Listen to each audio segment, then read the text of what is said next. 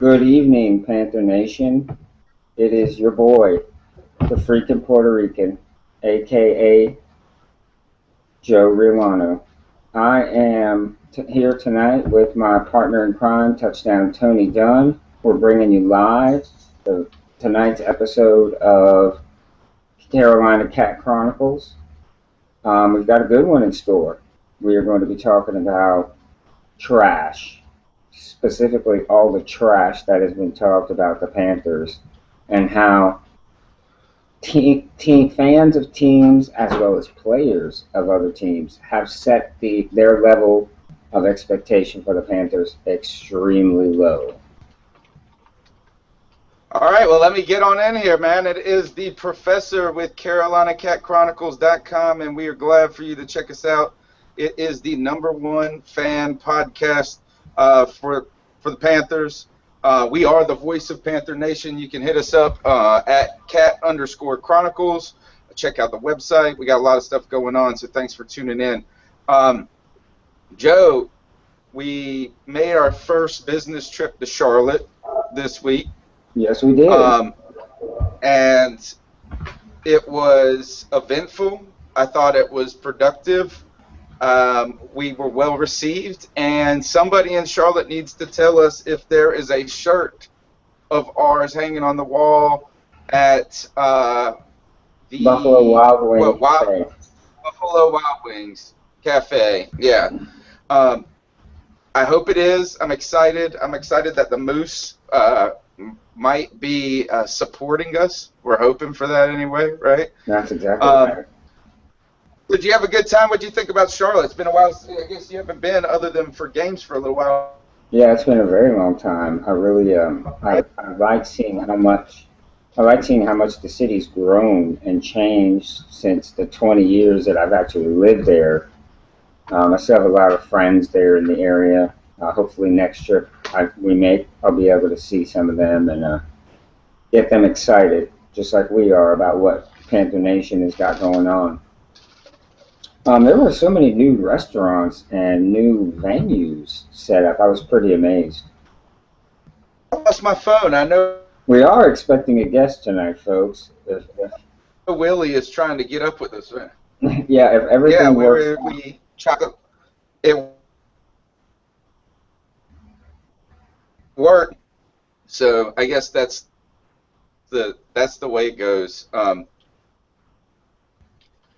right. So Joey, you've been kind of upset this week, right? About throughout Panther Nation. There's been a lot of stuff about the Panthers taking a step back.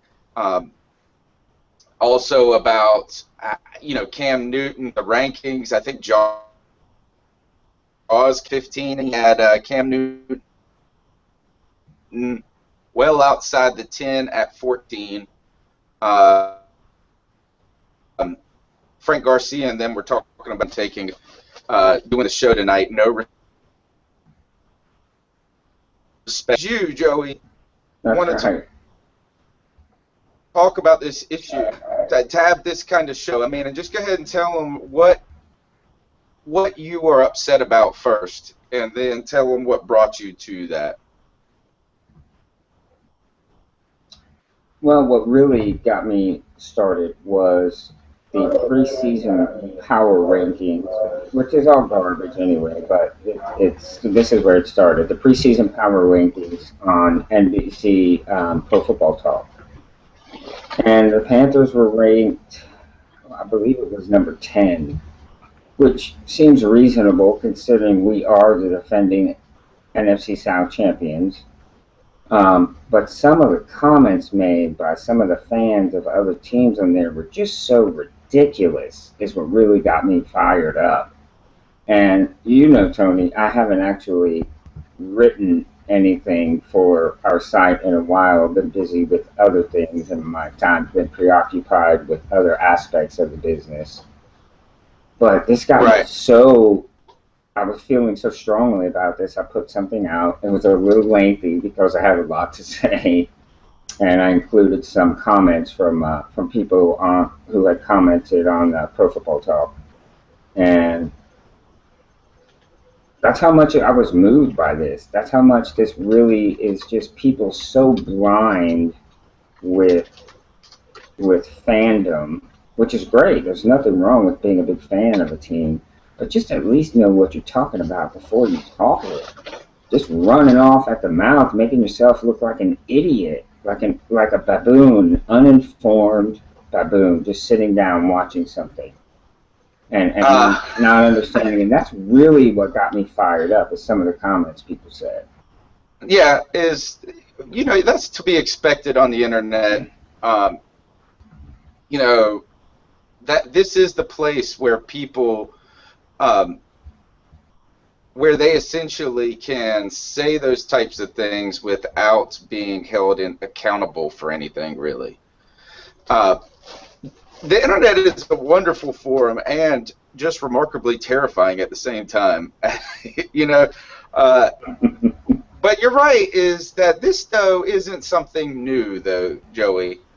As long as we've been Panther fans, no matter how high we are on somebody or on our team, we are always the little guy. We are always the guy with no shot. We're always the guy that shouldn't be there. That's the kind of story of the Carolina Panthers, and I think maybe it's not that story. Maybe it's just, for a long time, there's just been no story. Right, which is true. I mean, we've been a very inconsistent organization.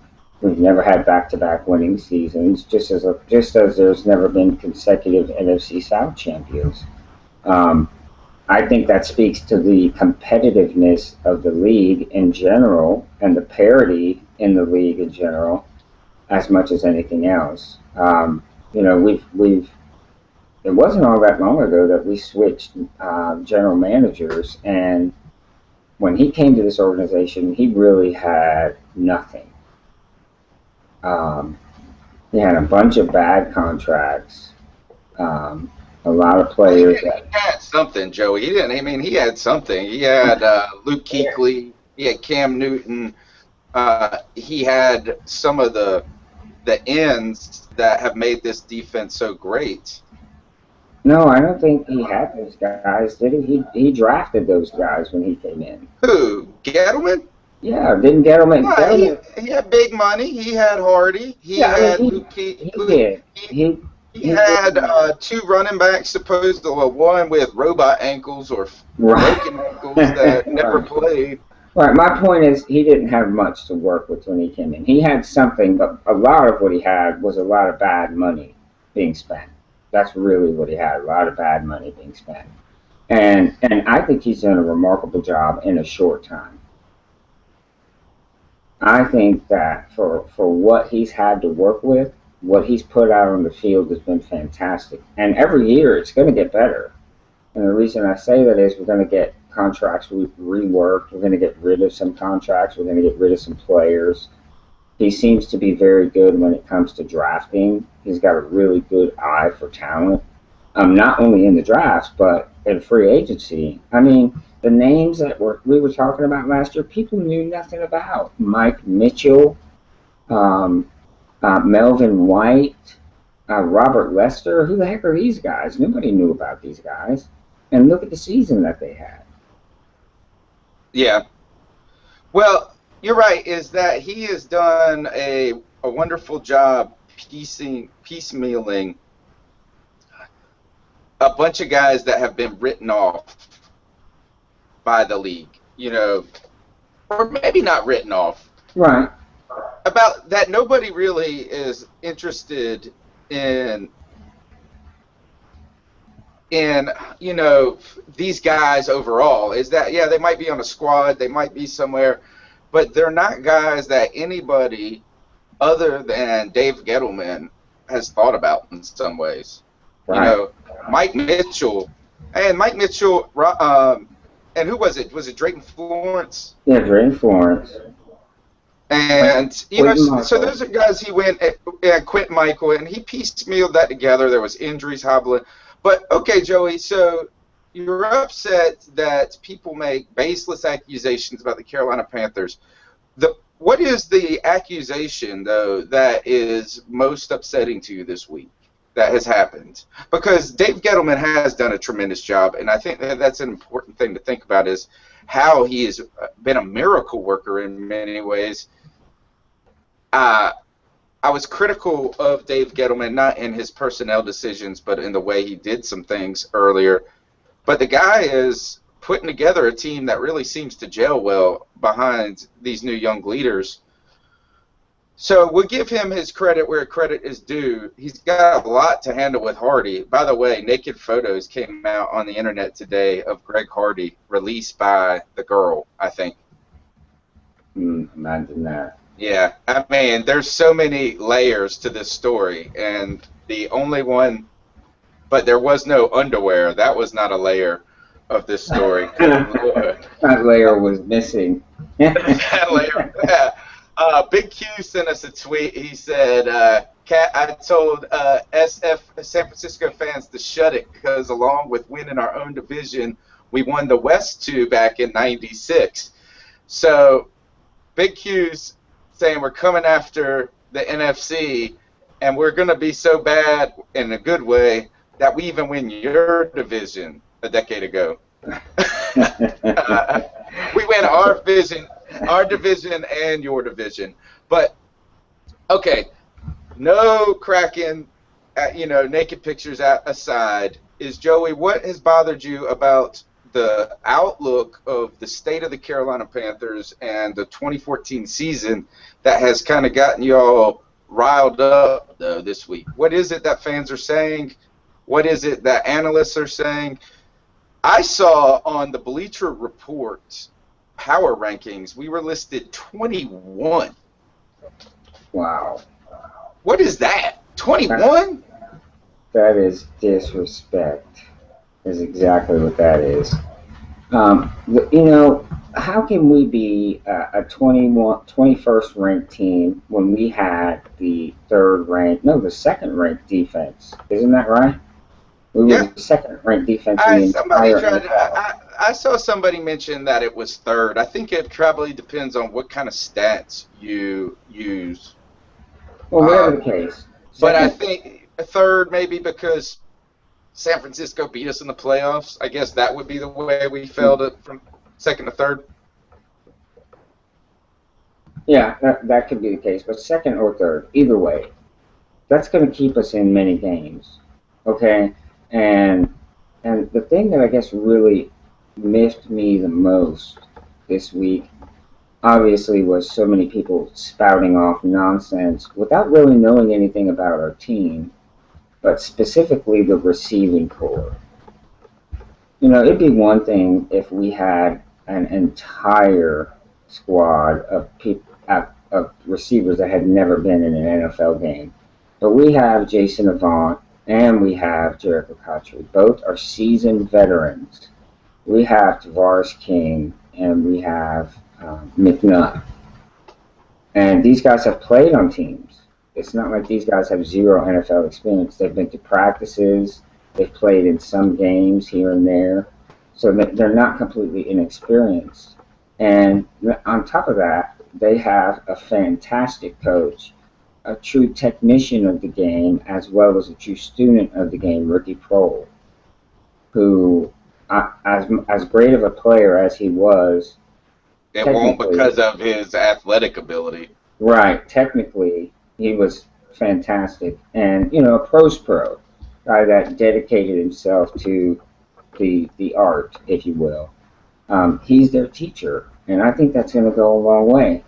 And to emphasize this even more is we're not going to be the New England Patriots. We're not going to be the Denver Broncos. We're not going to be the New Orleans Saints where we throw the ball, every other play. We're not doing that. We love to run the ball and play defense. So our wide receivers don't have to be Calvin Johnson, Anthony Johnson, and Jordy Nelson. They don't have to be that kind of guy. We want to run the ball. We've got a backfield that's got a ton of talent. Everybody's healthy. for the first time since 2009, I believe. Do you really believe that? Yeah, I believe that. I believe Jonathan Stewart is 100%. He should be. Good Lord, he's had a long enough vacation. I mean, my God, he's watched more football over the last 2 years than I bet his whole life. Yeah, he gets dinged up a lot, and well, dinged up is kind. Right. That's Yeah, pretty kind. the running back situation is one of the positions that actually kind of worries me, and I know Willie's probably freaking out right now listening to that because he loves some Tolbert. Um, we'll see. I'm gonna have to, I'm just not super excited about Jonathan Stewart yet until I see that guy play more than 2 games in a row, and I see. But man, you get the ball into his hands on a screen pass or something like that, it's over. He is a machine. But I'd like to see that Darren Reeves guy step up. All right, no, I'd like to see him make the team and then get a shot. That dude from UAB or whatever. Yeah. I've been watching some of his tape. That dude runs so damn hard, man. Right. Like, go and watch. There's only 2 tapes on him on YouTube, and that's on draftbreakdown.com, I think, or whatever the video one is. And there's one against him in LSU where he like knocked their whole team out with no helmet on. There was a high school tape of him, and then there was one other against Troy State. And the dude just never quits. He's got his legs just keep going like they need to in the NFL. So I'd like to see him get a shot. When I think of the criticism, Joey, of us taking this step back, I think it comes in 2 ways. I think there's a history to this criticism, but before I get into that, I think what it comes down to is that people are excited by the New Orleans Saints offense. And offense is flashy. Offense is sexy. It's hard to talk in the offseason about a team holding you to 15 next year. It's a tough argument to make in some ways, just naturally. It's a lot easier to say a team can score 24 a game or 26 a game or something like that than I think holding a team to 15, because you really aren't talking about your team alone anymore. You're talking about the opposing team so much with defense. So I think that in the offseason, the sexiness of offense is attractive. I think the little curse thing about the NFC South no repeat winners in 2 years, I think that shows a lot of parity in the NFC South. Parity, right, with a T, parity, not parody. I didn't say that because the people on the internet will go crazy. But I think that has something to do with it. The other thing I think is there's this poor notion, Joey, that our team, that the roster is worse than it was last year. Right. That is where I have completely parted ways with the whole discussion, and I'm not going to get upset anymore. I was listening to Nathan Connolly and those dudes on Bustin' Loose today. And they had a guest on, and they were talking about this, and the guest had said that our offensive line is a question mark, specifically the left tackle. He said our running backs are old, and the receivers core is unproven, and the secondary is worse. And that's where I just stopped agreeing at all, and that is that our secondary is not as good as it was last year. Our secondary was our number 1 vulnerability last year. Not number 1, as our offense was our number 1 vulnerability, but our secondary, every time, if that front 4 and that front 7 wasn't just killing it in a game, if anybody had any time with no pass rush, we got nervous. See the Saints game in New Orleans. See all the bad beats we had. People would just march down the field on us, and we couldn't get pressure on the quarterback. Right. So what I'm thinking is I think our secondary improved over the offseason specifically, and this is why I wish Willie was here, and I got to take all the blame for this. Good Lord, I done screwed it up, and it's never gonna stop. the technical difficulties. But Willie is big on how these guys fit into our scheme. Deku as a free safety, then you've got Harper as a strong safety, and this is in this stage in their career and what their natural attributes are. That's the style and the scheme that they fit in best. So I think our secondary is improved. I think our defensive line is improved, even with free balling Kraken. Is that we got Coney Ely, and we also got we got 2 more years of experience on Short and Lutule, right? Yeah. Star. So these guys are going to be better. We got a tweet from our boy Glass, and those guys are putting out a new show, or actually they got this coalition, the Sports Talk Coalition. Guys are doing big things, podcasts going up everywhere. I think every one of the Team Boy TV Live has their own podcast now. So those guys are working hard. That's pretty cool. Glass said this. He said, "What up, fellas? I'm a Doubting Thomas. The Panthers are going to have to show me they can win 10 games again." That's hard for anybody, isn't it, though? 10 games. Like, I think this is 9-6 is a good season to me. Not a great season. But I think that's where we got to be. I get that, though. I think 10 is the number. Is that you're good at 10. You're kind of pretty good at 9-6. So 9-7. 9-7. Thank you. Thank you. But let me say this, Tony. Let me say this. 10-6 is a step back from 12-4.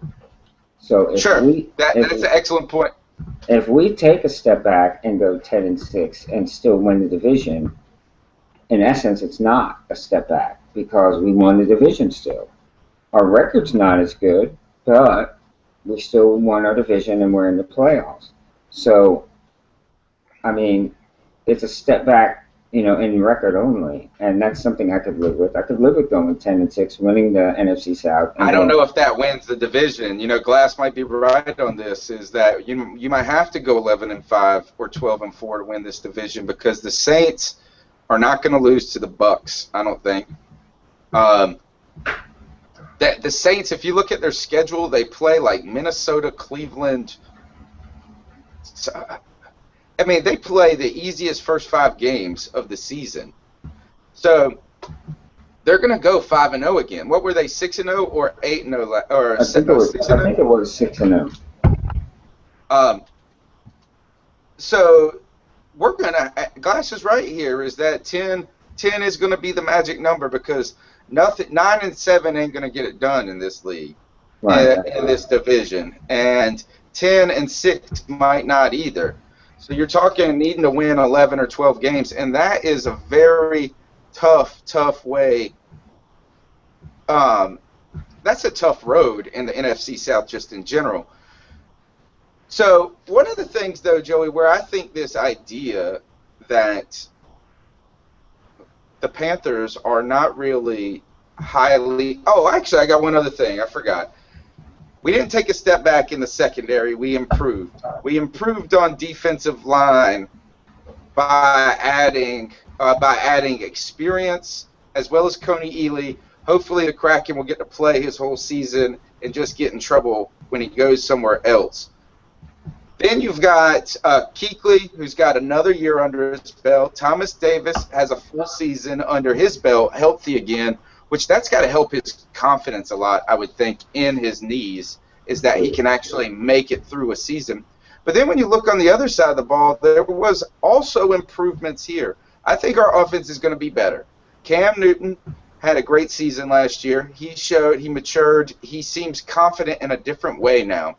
So a confident professionalism that he can do this. You said that there were improvements at running back. Jonathan Stewart, Tolbert's back. Then we've got maybe – I don't think Barner's going to be on the team. Everybody says he's going to be returning punts. But maybe we got – maybe that triple trouble now can get it done. Right. The one our receiving core is not worse than it was last year. No, I think overall it's better. We don't have a clear-cut number one, but we didn't have one last year either. No, Steve we Smith had, was yeah, he was at number 2, and then we had 3 threes. right, right. So we're in that same situation there, but I think we are better off because of the mixture of youth and veteran we have in the group, and there as a whole the group is better. I mean, let's be honest. 2 years ago, who would have thought Ted Ginn would have contributed anything as a receiver? 2 years ago, Ted Ginn was known for strictly a punt returner. He was And that's known all he was last year, really. Everybody right, like makes him out to be great and stuff. I mean, he right, was a pretty good receiver, but he didn't do really what he was meant to do. And people say that the defense is accounted for him and that he stretched the field. I think you got to catch the ball a couple of times right. deep. He had way Really. more drops than he did catches on that deep pass. Or he just didn't come up with it. He Right. might not have dropped it. It just didn't work out. Right. Well, and some of that may be Cam, but there were plenty of opportunities that he had where he could have made a play, but was not able to. And that's my point. Now we know with these guys, these are real receivers. Yes, we may not have a punt returner in the group, but we know these guys can catch the ball. And we have a few speed guys that can stretch the field. There's no way we had the 29th pass ranking offense anyway. So Yes. the idea that we're really going to decline that much more is difficult for me to see. So you put that in, and then, Joey, I believe there's one other thing that calls for these people to have to reconsider their evaluation of the offensive line. Yes, Gross was a Pro Bowler. Yes, he had a good season last year. But that line was nothing special last year. No. Cam Newton got sacked 43 times and then knocked down 67 times or something like that. 63 times. Yeah, he holds on to the ball a little bit long, but they were not good, or else our running game would have been better. And I know the numbers say we rushed 126 yards a game. That's hard for me to remember. Right. Unless you just the only thing I remember is Cam. I guess Right. that's where the one thing our running backs didn't average 126 yards. That's for sure. Right. So It was the backfield in general. Cam made up a good chunk of that. So really, did our offensive line, Joe, get that much worse? And No, just give me, it's only going to get better because we're getting healthy in the offensive line. Mini Silatulu, he will be back, and he was a second-round pick from a smaller school that really showed the organization something, the coaches something, and right at the end of the year before he got hurt, he was really starting to come on. He's the same kind of attitude out there on the field as Trey Turner, our rookie draft pick this year at guard.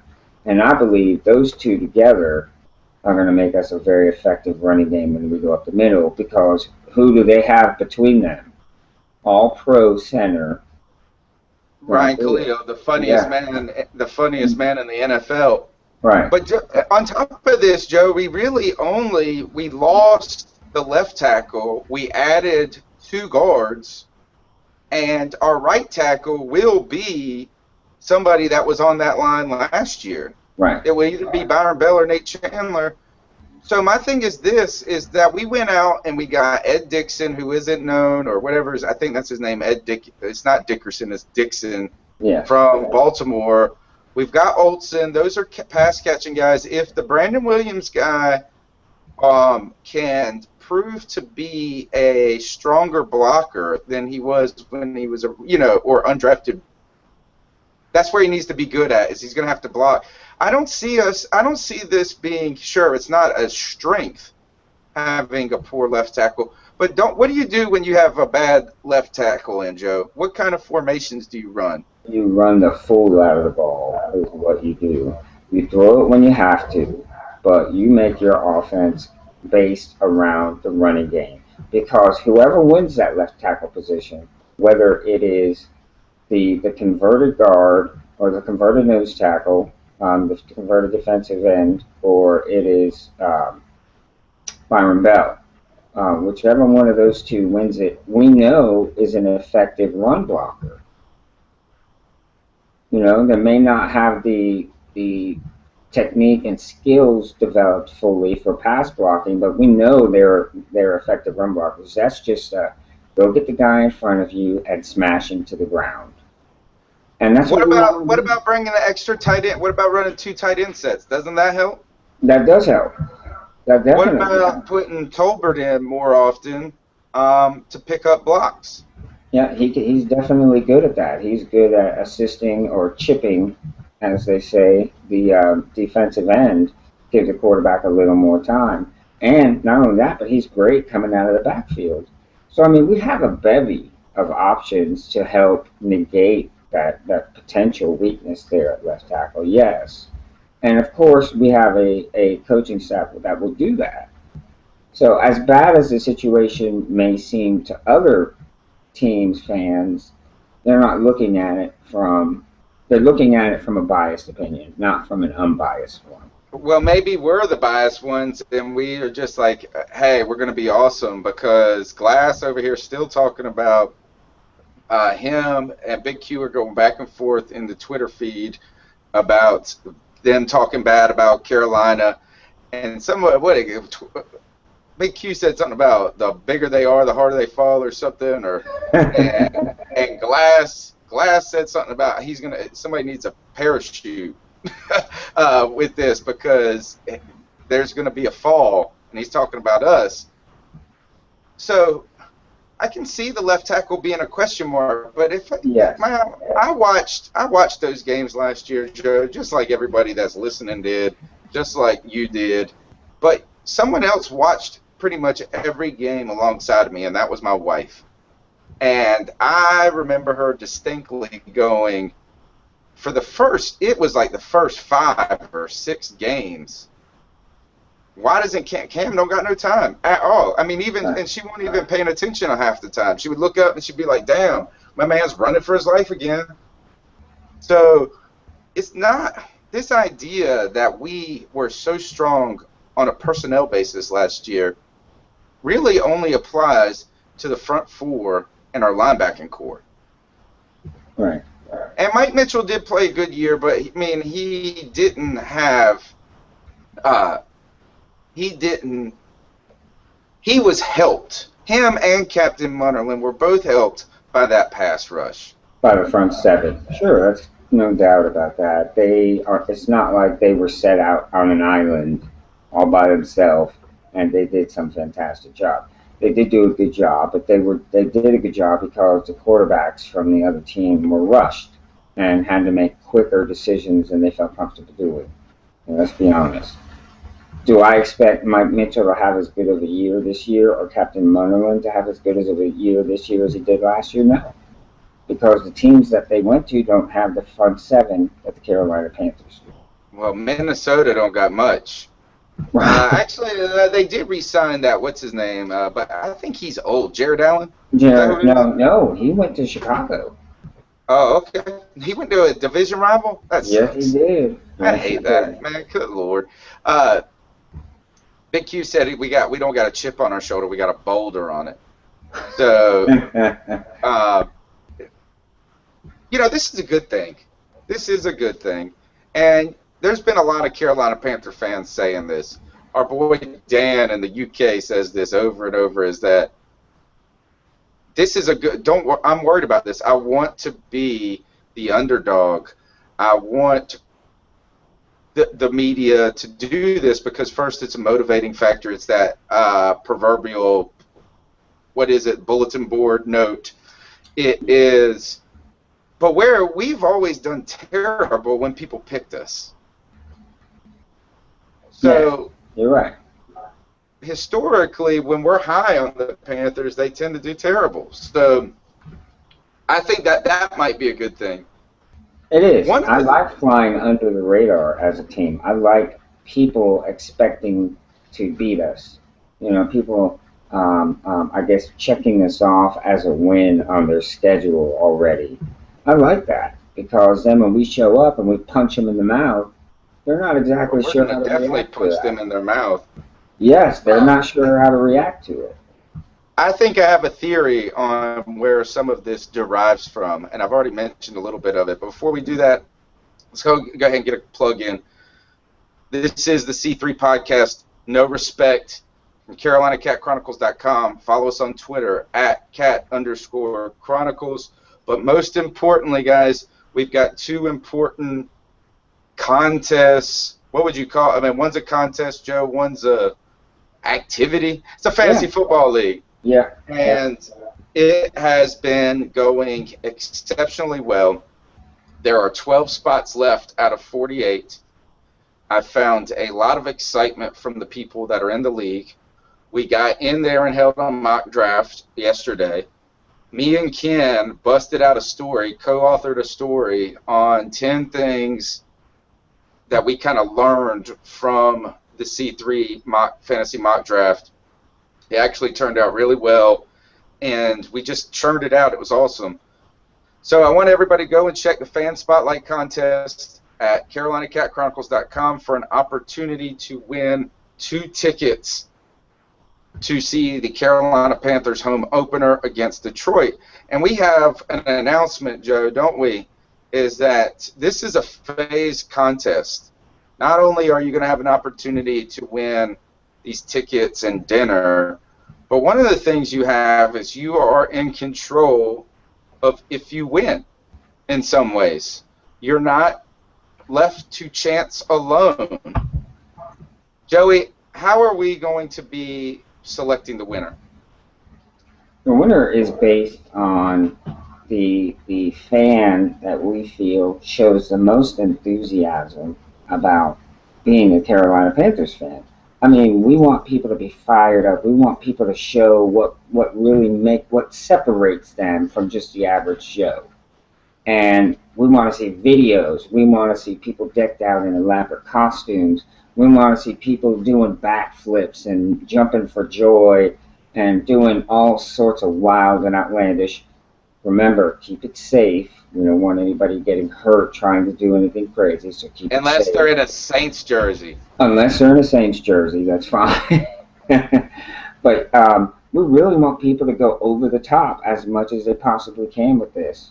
You know, standing out there and getting a picture of yourself in a Panthers shirt with some cut-off jean shorts on is not necessarily what we're looking for. We want. Well, as long as it's not the Kraken, I'm all right with it. So What we want. that might get my vote.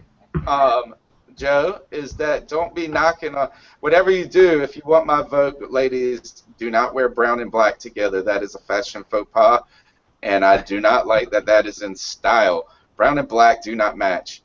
But Joe, what you left out one thing is that we're not actually going to pick the winner. No, the fans are. The fans are, and Right. so we have an announcement tonight because the only process that we have involved in this is that we organized it. Uh, Second, we get to pick. There's going to be 5 people fighting for the superfan title, Right. and that is where the appeal comes in, where your campaign to Panther fans must start. Is that if this was me, if I could enter this, Joe, I'd have my mama voting for me. I would have your mama voting for me. I'd have my grandma on the internet, on Twitter, retweeting that stuff, grandma, because free tickets and dinner, that's pretty fun. I mean, that's pretty cool. I mean, when I go to, if I take the family to Charlotte, all 5 of us, and we went to a game and we had dinner, dude, that's like $800. Right. So if I could save 180 or $200 on that, that's pretty sweet. So with that, without further ado, we need to announce our first selection and the campaign. He will be running over the next 5 weeks his own campaign to his friends, to his mama, to his grandmother who's going to join Twitter, I hope. His cousins, his his uncles, aunts, nieces, nephews. And the winner, or not the winner, our first selection is going to be the one guy. Not only did he submit, the one guy that submitted a YouTube video, because that seemed to up the ante, right? But Absolutely. it was in that form that we are so used to and accustomed to, the intensity that is intimidating to me, and that is the voice 2525 from the All TTC. right. All right. Yeah. So he is going to be one of the contestants that people can vote for. So what I would like for everybody to do is for them to go and check out YouTube and look for the voice 2525 and look for his Cat Chronicles entry and see if you like it. And I'm going to go ahead and put this on the website. Am I running out? Like, why is the sound cutting out? I hope it's not on my end. So I'm going to put the video up on the website, Joe. Can you hear me okay? Say that one more time. Fine. I can't. Okay. So we're going to put up the voices video. One of the things that I think that we should do, though, is that if people want to up their ante and maybe submit a different picture or an enhanced YouTube video, it's not a enter one time. It's just every time we get on the show for the next 4 weeks, we're going to pick somebody that entered during this time that's worthy of competing for this honor. Right, and that's it. If you have submitted a video or picture for this contest, don't feel like you have no further opportunity. Schedule a part two or a part two and make it better. Make it better than the first one. Obviously, the first one didn't cut it, so enhance it. You know, get a little crazy. Make a YouTube video, and put something out there that people are going to choose and get you into the top 5. Yeah. One thing we should note is the voice is at VCrisp25. So that's at VCRISP25. Everybody go follow him and also give him a tweet congratulating him and telling him to get working on his campaign already. Joey, I want to enter this. I've got an idea for what I would do if this was my entry. I would dress up as a monster, the Kraken, like I was going to Halloween. And I would find a girl named Meg and tackle her. And call her Meg Ryan instead. No.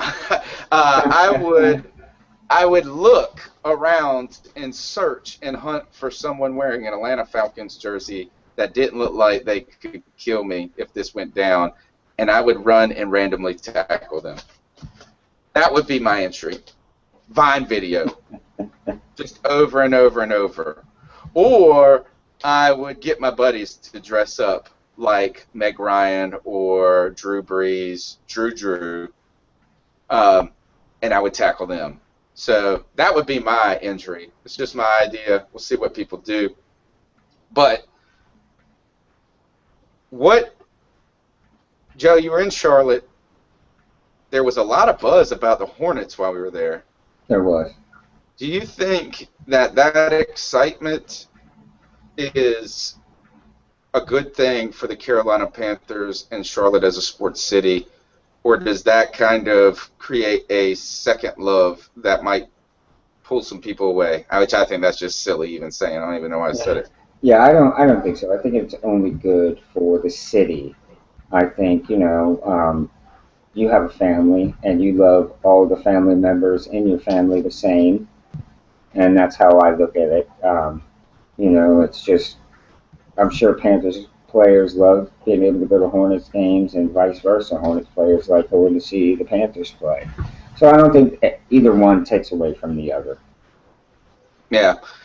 Well, one thing, though, that I want to see out of Panther Nation, and just to bring this back to our discussion of no respect, is I want to see us show up more as fans, right?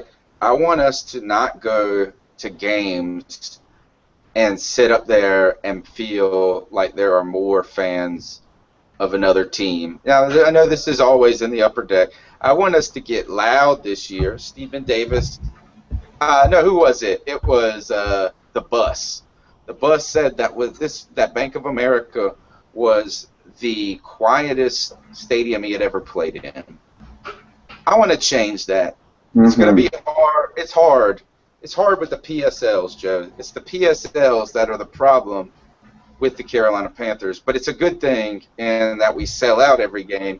But it also keeps it's a wealthier fan. Right. That isn't, it's not a bunch of 25-year-olds out there from the weekend. So I think I want to see us as Panther fans take our respect through showing a crazy outpour of support for the Carolina Panthers. I went to New Orleans, Joey, and the people are annoying about their Saints in the middle of no time. You know what I'm saying? Like, I mean, it's nothing special was going on. It was Easter. I want Charlotte to become more like that. Would that help us, Joey? I think it'd go a long way in. It could go a long way in creating more Panther fans. Right. And I think that's always a good thing. We need to have as many Panther fans as we can. We are a small market, and as small as we are, I think we got a diverse fan base. Not just concentrated in the Charlotte area, but all over. That's where we've got to make a change. We have to grow east, and this is a problem. This is a problem that plagues all North Carolina. Well, the three major sports, all two in Charlotte, one in Raleigh, the Hurricanes, the Panthers, and the Hornets. The fan base is too relative to the locale, and sometimes is that when you get east of I-95, people only talk about college basketball and college football. So we need to change that, and we're going to do that. We're doing our part at CarolinaCatChronicles.com, and we're going to be starting fan clubs, right, Joe? Yes, I got we one are. in my hometown of Greenville, North Carolina. Joey, where are you? You've already made a lot of progress on your fan club. Yes, I am going to have the Carolina Cat Chronicles Panthers Low Country Fan Club here in Charleston. And we already have a home bar. I'm not going to divulge that information yet. I'm going to keep people anxiously awaiting, but we already have a home bar. It's in a very centralized location. Great venue, TVs everywhere. The customer service is fantastic. How's the food? The food is excellent. A very diverse menu. It goes from bar food to some more interesting, palatable items. Very good food. I've sampled a few things myself. Spoken to a good number of people who enjoy the food, so I'm looking forward to that. They have a great bar, lots of different beers, great mixed What's drinks. the point? Tell me what the point is, Joe. The point is we want to grow, and I think part of growth is knowing who's with you there. We want to get Panther fans together. We want to get excitement built in this area so we can increase our fan club so that the people who think they're the only Panther fan in Charleston, South Carolina, or some of the other surrounding areas can get together with other Panther fans and get our name out there, our name, the Carolina Panthers. Making our presence known. It's a visible presence. That's right. This is Big Q just tweeted us because he lives in the Queen City and he's Dude, my man just was hanging out, not hanging out, but kind of hanging out with Kelvin Benjamin, right? That's Isn't that what you were right. mentioning to me, Joe? Yeah, Yeah, that's that's right. awesome. So Big Q said this. He said Charlotte is a transplant city, and that's that's important to note too. Is North Carolina cities are young. Southern cities, other than Charleston, Richmond, and Atlanta, are young as cities as well in many ways. So you have a lot of people coming here for the banking industry for the most part that are coming from other locations. And he said this is the only way to turn those people is that come here is that so we need transplant people who maybe have not formed that deep allegiance just yet to a team. Maybe they've moved around a lot to hook them. Um, I think there's one other thing that we've got going for the Carolina Panthers to gain the respect and the dedicated fans, Joe, and that is a second generation. Right. I agree. My children have never seen me cheer for another team than the Carolina Panthers. So it's when they're 18, 19, there's no way you're going to stop them kids. Right. You know what I'm saying? Like when they have childhood pictures when they're at the game and stuff. So I think that's going to help. I I don't know. I mean, I don't really feel like I don't pay attention to those stupid power rankings, Joe. I No, think and it is dumb. It is dumb for me to get so upset. you But were really, fired up, dude. I know it was just the stupidity that I was reading, just the pure stupidity. And it had me so angry because it was like, oh my God, have you never watched a Panthers football game? How can people talk so much crap and never set eyes on a Panthers football game? It doesn't make sense to me. Do your homework. That's all my point was, really. Do your homework before you go running off at your mouth. Look like a brainless idiot sitting up there babbling some nonsense. And it had me fired up. Yes, it Like did. you, we can't see your face. You look like a babbling idiot. uh, yeah, I guess.